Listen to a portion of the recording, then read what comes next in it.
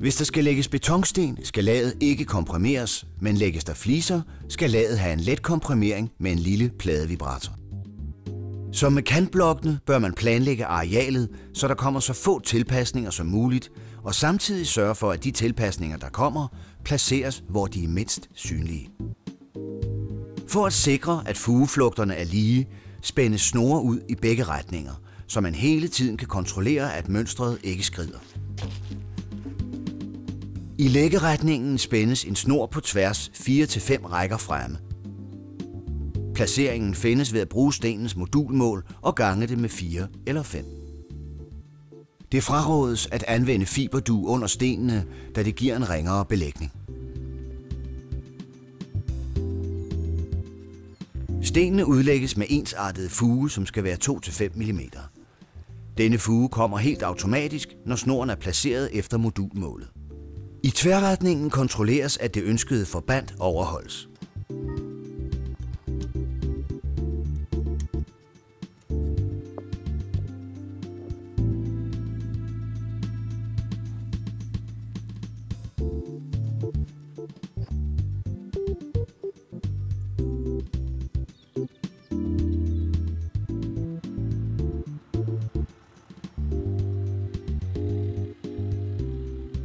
Undervejs benyttes sten fra flere forskellige paller, skiftevis således at små uundgåelige farveforskelle fra produktionen udjævnes.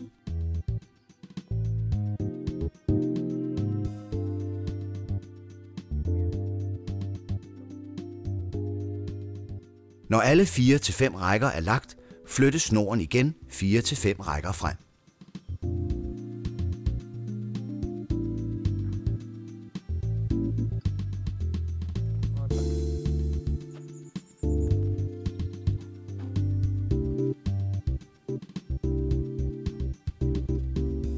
Sten, der skal tilpasses, kan skæres eller klippes.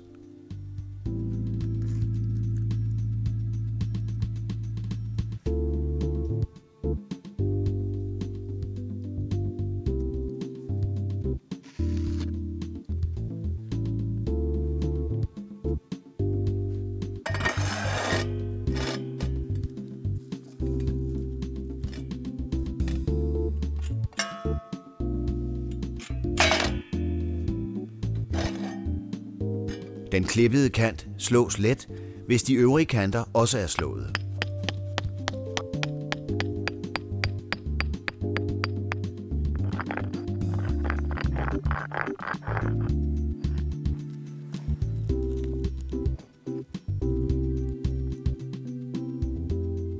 Belægningen skal fuges løbende, som læggearbejdet skrider frem.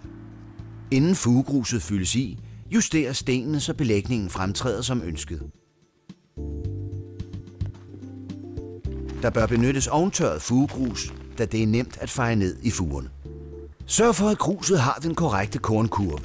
Kontroller, at kornene minimum er fra 0 til 4 mm, og at gruset indeholder ca. 5% finstof.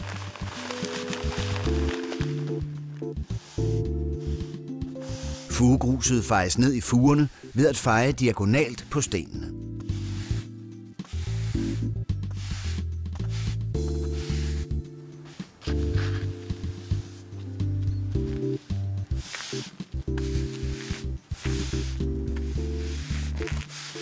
Når alle sten er lagt, fejes belægningen over med fugegrus, renfejes og vibreres med pladevibratoren.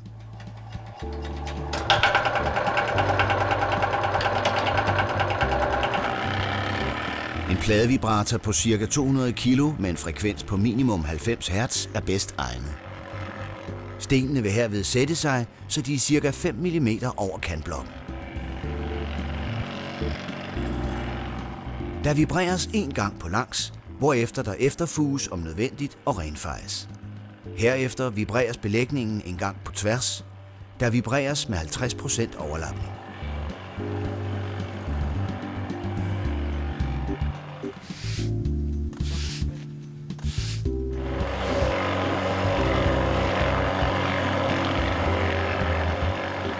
På svært tilgængelige områder kan stenene stødes på plads med brolæggerjomfruen.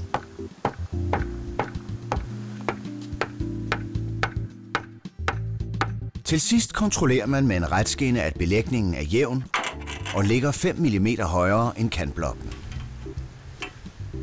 Belægningen er nu færdig, og den vil holde i mange, mange år. God arbejdslyst!